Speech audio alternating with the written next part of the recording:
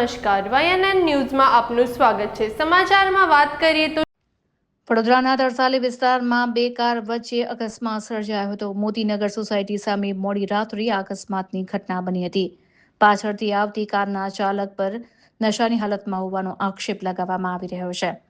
અકસ્માત બાદ આ કારમાંથી વિદેશી દારૂની બોટલો પણ મળી આવી છે।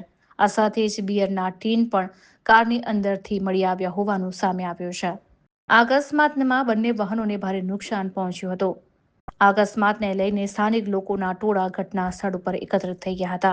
આ સમગ્ર ઘટનાની જાણ મકરપુરા પોલીસને કરવામાં આવતા મકરપુરા પોલીસ દ્વારા આ ફરિયાદ નોંધીને વધુ તપાસ હાથ ધરવામાં આવી છે। હાલ પોલીસે અકસ્માત અને દારૂ મામલે વધુ કાર્યવાહી હાથ ધરી હોવાનું જાણવા મળ્યું છે। રિપોર્ટર રાહુલ રાજપૂત, વડોદરા।